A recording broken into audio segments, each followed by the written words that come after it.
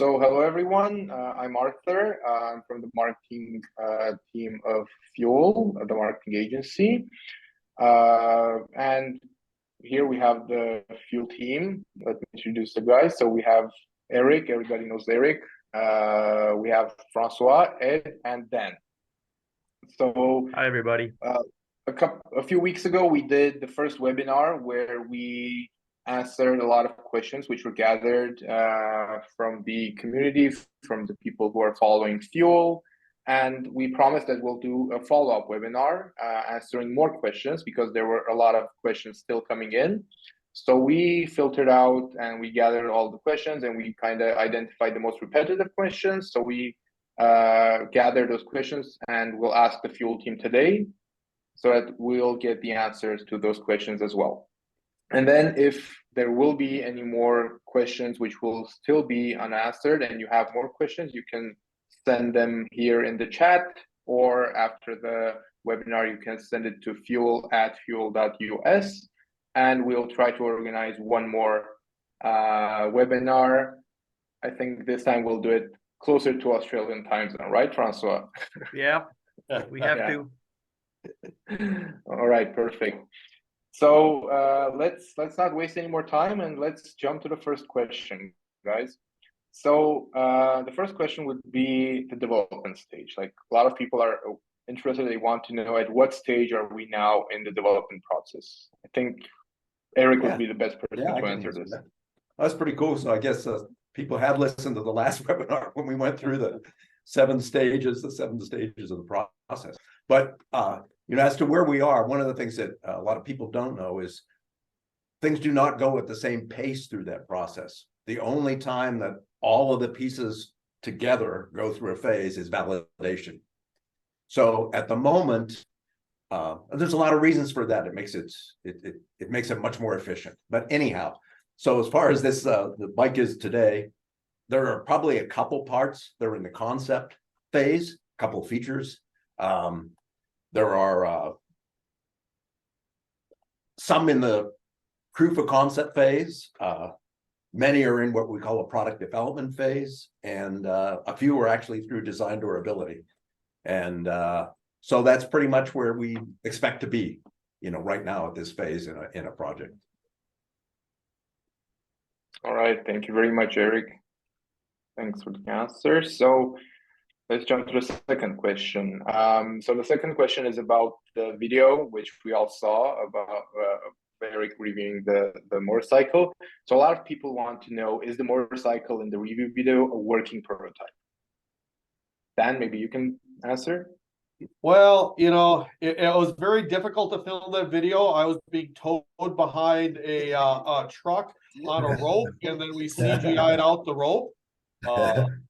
No, that's So guys, we have a sense of humor, and you got to take the joke because we're tired and we're making jokes all the time.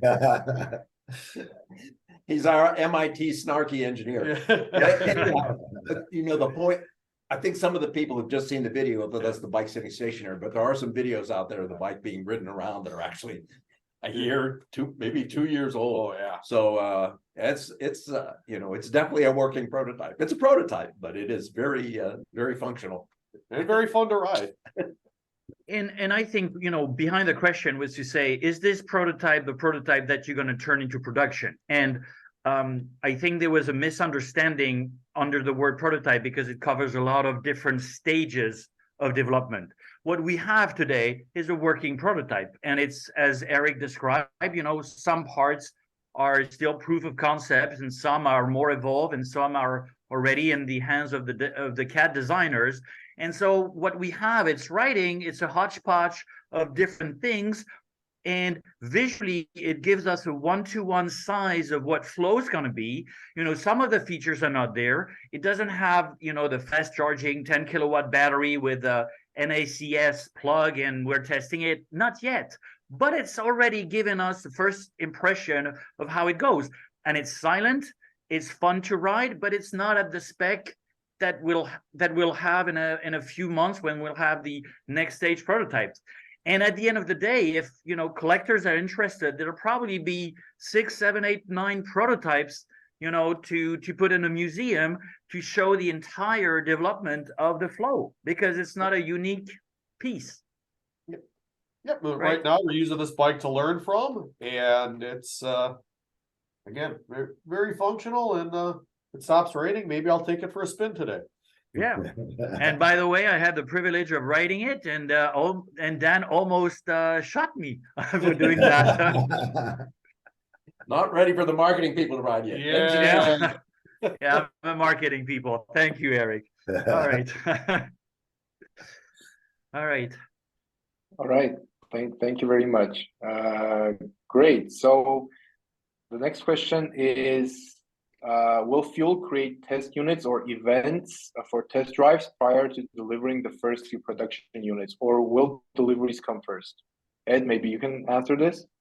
Yeah, we're obviously going to build test units. Our development durability phase has design intent prototypes that we'll test the living bejesus out of to make sure that we meet our reliability targets and that everything works right.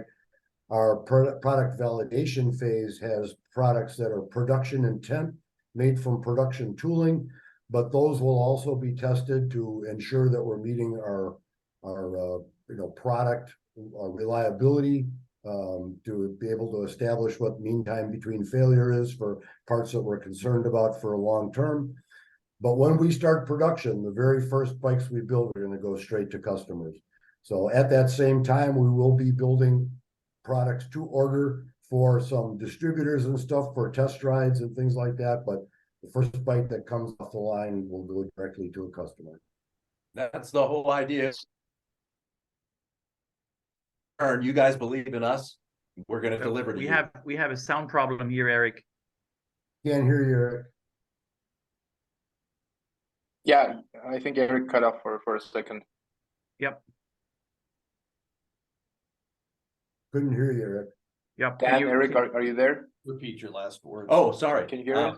Yes. Yeah, I basically was saying that, that's kind of our goal, this whole process of doing pre-sales is, for those of you who believed in us and bought in early, we want to make sure you get the first product before we start, trying to sell to others.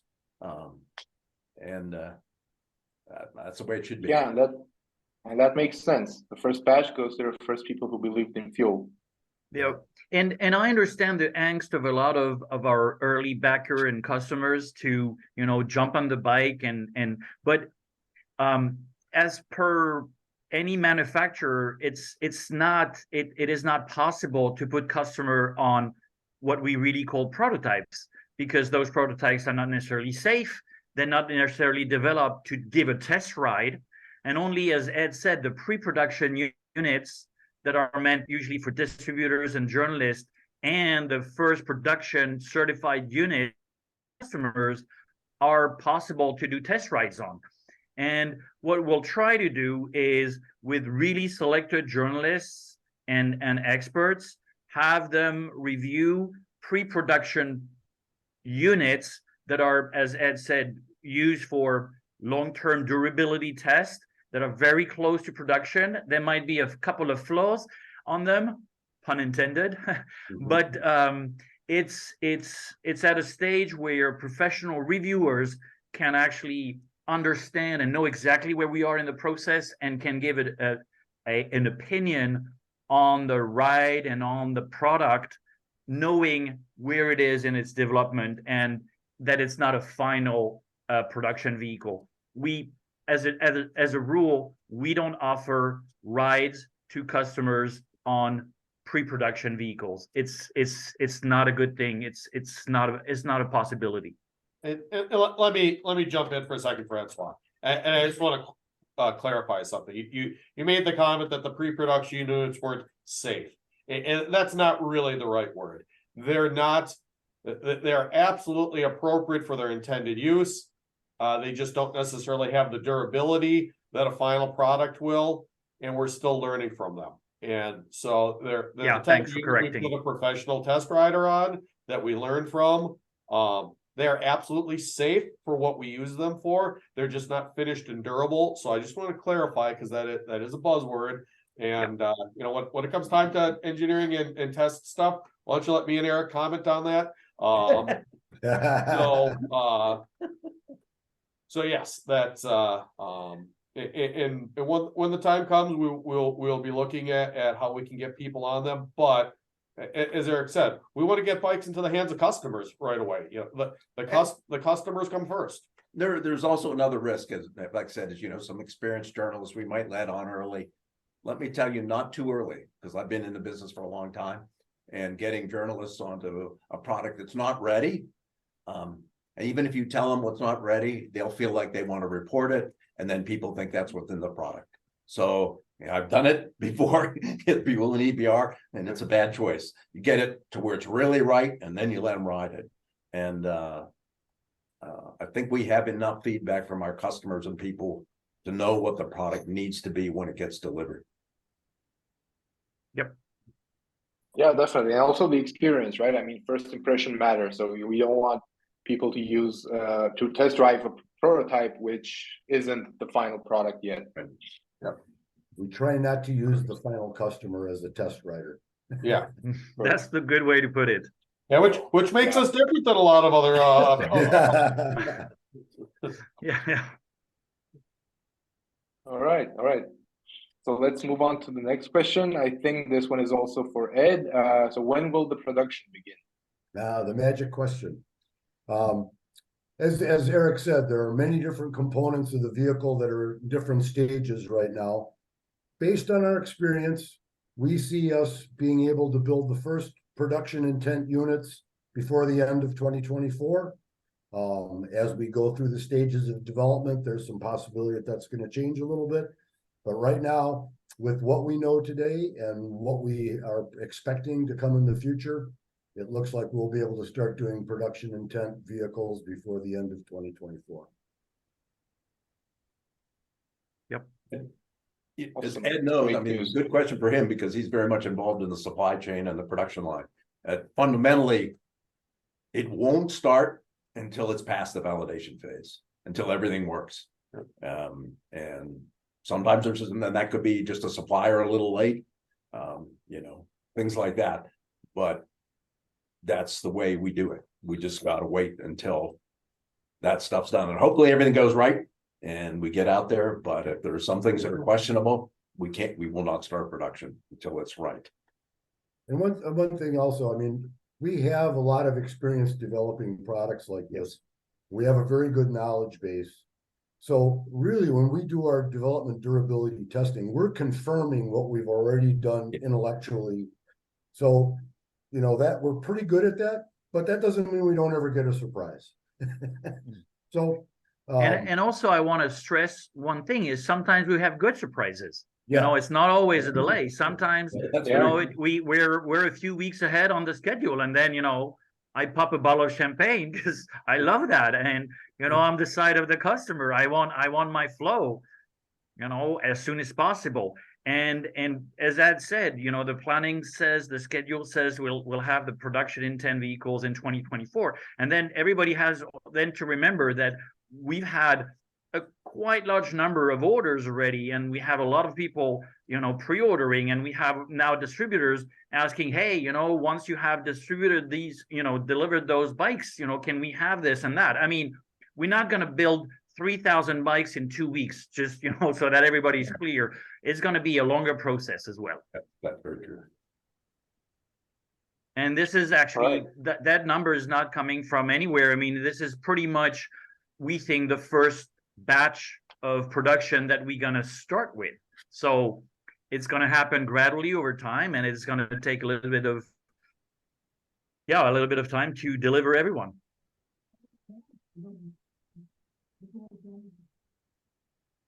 All right, great. So moving to the next question. This is an interesting question, actually. So a lot of people were asking about the Tesla Supercharger. So it's like starting to look dominant in the market. Like, will Fuel be adapting the Tesla Charge connector? I think Erik will be the best person to I guess answer this. I'm kind of a Tesla fan. But you know, basically, when we designed the initial concept of the flow, there were a handful of things that we knew we believe were going to change. So one of the things that we designed was that the port system is changeable, and for a good reason now. It's good that we did that. And so the idea being that whatever was the most prevalent charging system in each market would be the one that we would supply a port for. 2 years ago that was different, but now it looks like the Tesla Supercharger system, which they're calling the NACS now, is really good, and really grateful that that Tesla opened that up to everybody, because it's a very good system. So that we would definitely have that be on North American product. As far as Europe's concerned, that looks like it's still going to be CCS2. But if there's a CCS through, we'll be able to adapt to it. Now, that being said, it takes time to incorporate it. We have plenty of time to do the NCS system and CCS2 for this. If CCS3 comes out from here 9 months from now or 10 months from now, and it's unknown, we probably wouldn't have that at launch time. But we would then switch to that. And it wouldn't be a massive tear up. It's a matter of changing the port and changing one component we have that's the mount for that system that we made flexible so we can change it. So basically, we want to have the latest and greatest that we can, as long as it's tested and proven, in time. And along with the, so we can test validation, everything. Along with the actual connector, there's also communication method differences between the different systems. That's right. Obviously, designing a system that will be flexible and firmware adaptable. So we should be able to, as soon as if a new like CCS3 were to come out, as soon as connectors available and protocols, we should be able to incorporate it into our production. Yeah, it's a good thing to mention, is we have to remember that it's not just the hardware. It indeed is the software, which needs to be fully tested and debugged. Thanks, Ed. Yeah. All right, thank you, Erik. So I guess next question will be for Dan. So what charging options for speed and connector type will there be? So again, we're starting off. Obviously, the bike has an onboard charger. You plug it into the wall, and that'll take you about 10 hours to charge. So that's an overnight charge. Then we have 2 optional chargers you can get: a 3.3 kilowatt, which will charge the bike in about 2.5 hours. And for the most part, that should plug into any standard household outlet. And then there's also the optional 6.6 kilowatt charger. Depending on your home and your electrical service, you probably won't need additional service, but you might need a different outlet put into the wall for it to plug into. But still a reasonably simple installation. And that'll charge the bike in about an hour and a half. And then of course you've got the option for whatever supercharger network for a DC fast charge that where you live supports. So that varies an awful lot depending on what charger you pull up to. But depending on the charger, you get a quick charge into it in about 15 minutes. You get a full charge in around 30 minutes. But again, that depends on the charger network that is in your area. We're also planning to incorporate onboard rectifiers so that it will also be compatible with AC chargers that are already in the infrastructure in a lot of cities. Yep. Okay, great. So 30 minutes is like very, very fast. So I like it. Okay, so let's move on to the next one. If newer batteries are available in 2024, would you shift towards these battery types for deliveries? Like lighter, higher capacity, cheaper, etc. I think maybe Ed would answer this question. Yeah, Dan, you might have some more technical answer, but my point is there's lots of things on the horizon. Solid state batteries. I think Erik mentioned the lithium potato batteries. Who knows what's coming? But what we are most concerned about is having a stable supply chain and stable technology at the time we launch. Now, we've got until about maybe February of 24 to lock down all of the final, processes and components that we're going to use in the vehicle. So if some new revolutionary battery comes out and is tested and validated and will be available at the end of 2024, if that happens before February 2024, we could potentially pivot and take advantage of that new technology. But we have to be sure that what we're putting out there is going to deliver what we're promising and deliver it reliably, and that we have a stable supply chain. So a lot of it depends on how quickly things happen and how well validated they are when they come out. There's all kinds of news about new battery technology, but in many cases, it's 3 or 4 years before it becomes commercially available. So we're keeping our ears on all that stuff and keeping an eye on it. But right now, it looks like lithium ion is the way we're going. So. Yeah, And if you look at and from a technical perspective, the battery is probably one of the longest lead, most difficult, and highly regulated parts. There's all sorts of UL testing the pack's got to go through, which is time consuming and expensive. Especially from a customer perspective, they don't necessarily want a brand new battery because everybody's concerned about battery life, durability. So, we will certainly look at the appropriate time to incorporate new battery technology as it comes out. And that was one of the things we designed for. It's a modular design so that we can react to new technologies, incorporate them as soon as possible. But realistically, given the time to develop and certify a battery pack, something would need to materialize virtually instantly, for us to be able to incorporate it for launch. So we'll always be looking to upgrade. But in terms of at launch, pretty unlikely there'll be anything different. And Dan, you make a good point that, inside the battery case are the cells themselves, the battery management system, the onboard charger, the DC-DC converter, almost everything that needs to be directly, integrated with the type of battery technology we're using is in that one housing.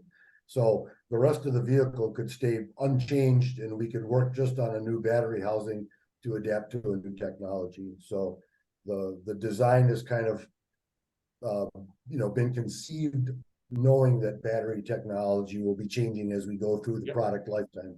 So hopefully we're well positioned for that. And I'd rather we don't lose time trying to incorporate a new and tested battery technology and rather have a different team work on a future battery pack with this new technology. And when it's tested and ready, just people will be able to swap. If they want to. Untested technology, but either way, to change directions, even for a new tested technology, we'll be down a path that we don't want to turn around on. So we're moving forward. And new features will come in time. We're not going to do an about face to incorporate something new. Every day we're being asked, when are we going to have it? When are we going to have it? So we're going to move forward as quickly as we can. Yeah, and I mean, the changes in battery technology are not going to be revolutionary overnight. As I was joking with Ed the other day about it, about lithium potato or tungsten cowhide batteries that you read about in the news that some place in some university has just made one battery that that's just not going to happen because we want to deliver this product right now. This product will absolutely meet what the customer's needs are. I mean, it's going to be an awesome product. So I don't want to distract. I shouldn't say we don't want to distract ourselves from that goal, from getting the job done with a quality product that does a fantastic job on time as soon as possible. And changing batteries to something new just can't possibly fit there. Now, 3 years from now, that battery technology is proven, it will not be hard to convert over. But there's a quote that came from somebody that I always love, which is real geniuses ship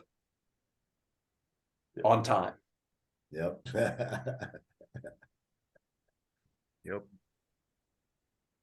I think a lot of people will be happy to hear that we're planning to do everything on time and not chase any small changes we can make, basically.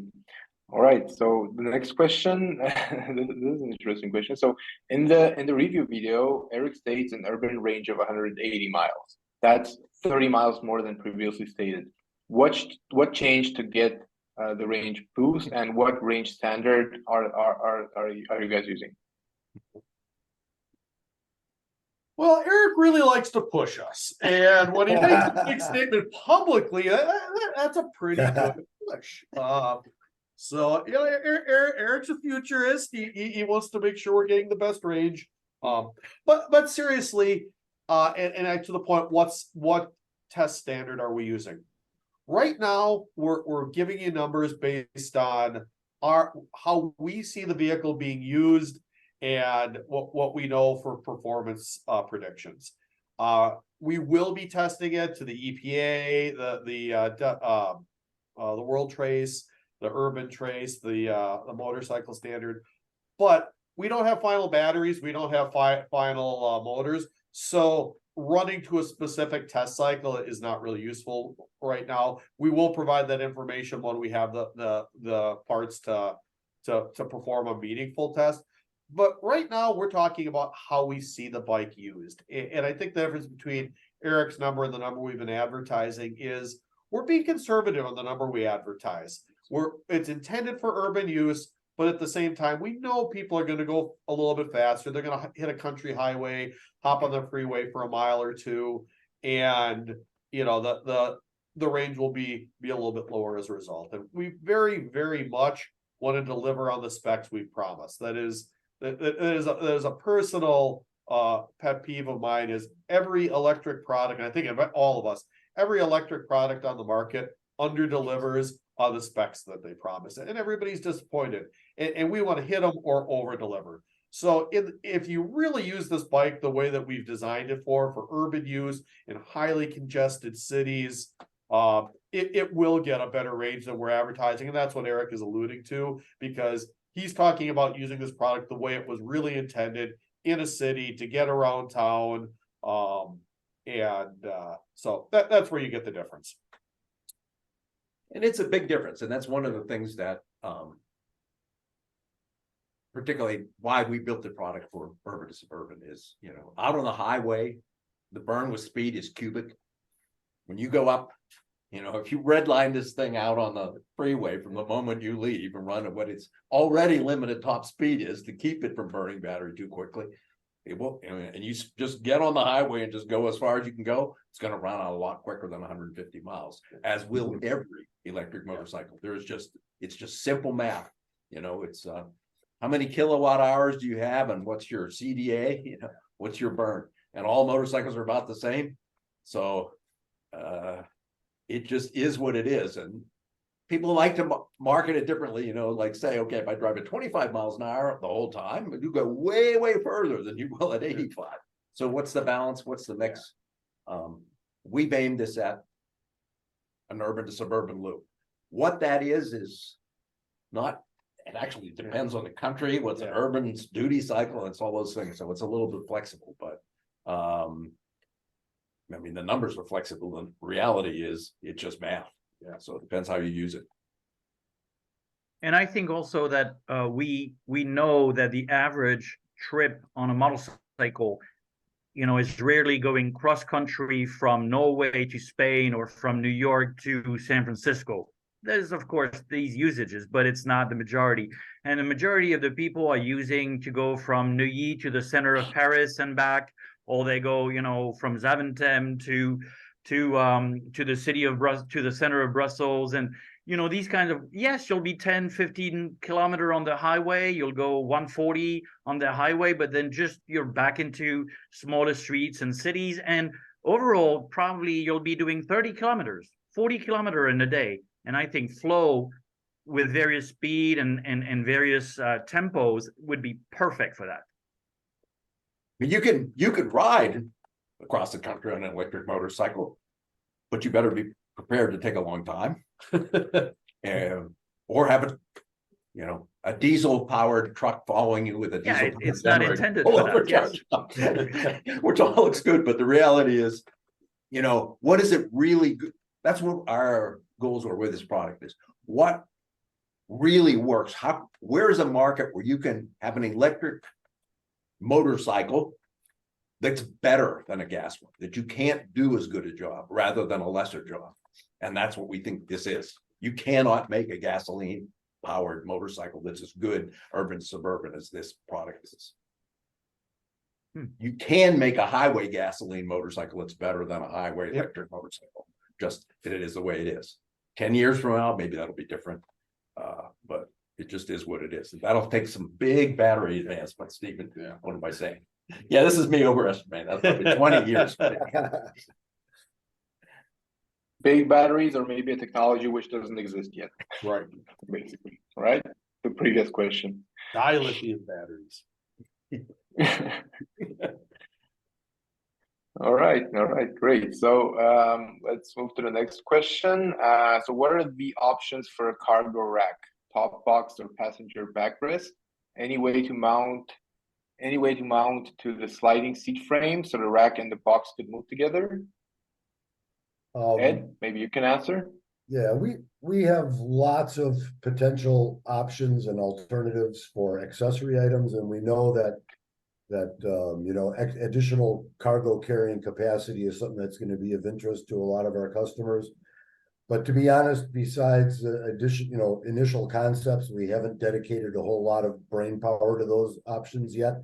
We think that developing the core motorcycle is a little bit higher of a priority right now. However, we have incorporated into the basic design, you know, places to mount saddlebags, places to mount top boxes. Though the loads of those will be included in our finite element analysis calculations to make sure that the core structures will support them. As far as having a cargo bin that slides with the seat, I'm going to say probably no. I think that would be a bad idea, actually.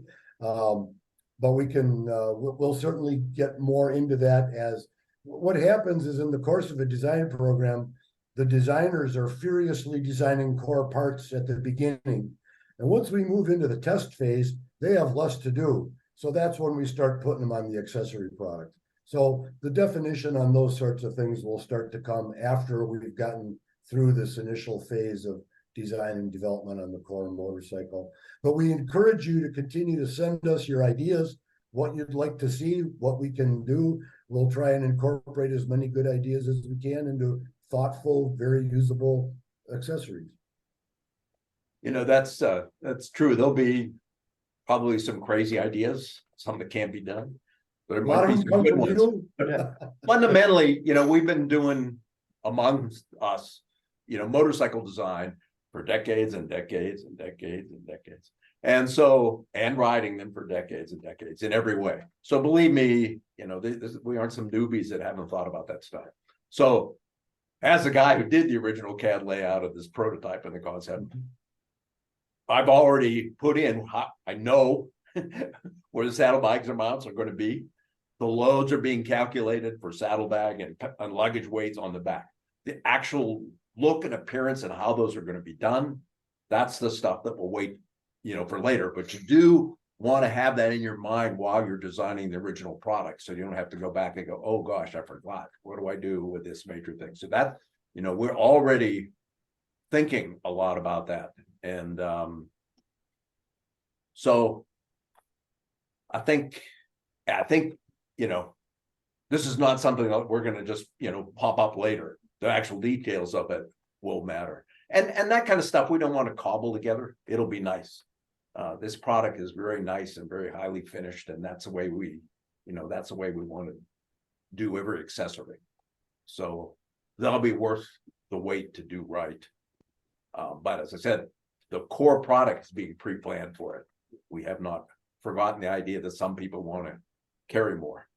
I mean, the very fact that we designed it the way it is means we were thinking about the fact that people carry stuff on motorcycle, at least the customers that we think we want to, you know, that we're going after. If you want, you know, if you want a momentary use, exciting thing, you know, on Sunday, you know, something that you're only hardly ever going to ride, well, maybe this isn't the product for you. But if you want something that you're going to use a lot, that's really real transportation, real utilitarian and yet incredibly fun, that's what we're designing for, because that's the kind of product that can make a difference for the future. Maybe it's because I'm getting old. Maybe it's because I have 6 kids, grandkids. I think the whole thing about, future use of 2 wheels to replace 4, and certainly not replacing 2-wheelers, trying to put people on trains. This future of 2-wheel transportation is hugely important to me, and I believe to a lot of people. And that's what we're looking for. And sure, the exciting, fun stuff is neat for a little while, but we want to build something that's that would last and make a difference in the world.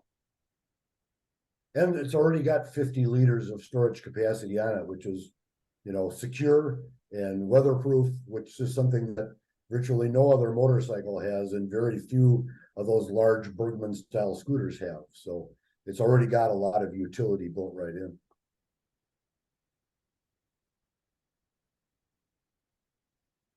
All right, thanks, Erik. Thanks, Ed. Let's move to the last question of today. Actually, not the last. I have another question after this one. So when you change the rear tire, how do you do it as the motor is in the wheel? Erik, I think you're the best. Oh my person to gosh, answer this. I never thought of that. No. Life of vehicle tires. That's the solution. No, Punctureless. I think, somebody looks at it real quick and goes, oh gosh, but we thought about it a lot. I mean, clearly that's important.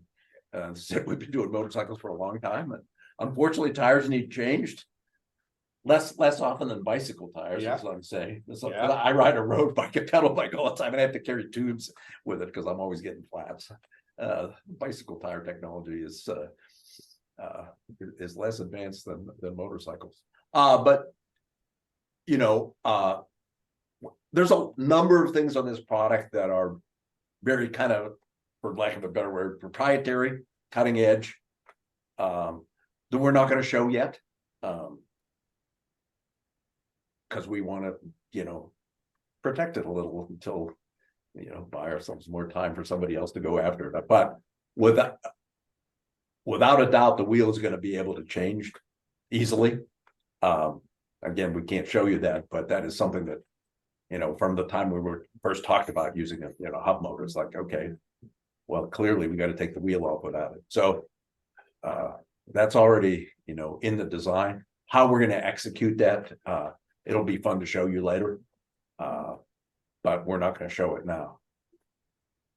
And there's going to be other things that are proprietary on it that people are going to ask questions about. A few other things that we're not going to show until we get closer to production. And that, I hope, is going to be the fun part of this whole process of doing videos now and then, probably more, certainly more frequently used to, because it's a different world now. You can do that easily, and showing the evolution of it and the products. It's part of the fun, I think, of unveiling it over this time, going after production, which we've never had the opportunity before. And it'll be fun, whether it be videos of test riders or features, or the development process, what CAD looks like, what FEA looks like on the screen. But we'll release that in, as we think it's appropriate, and as we think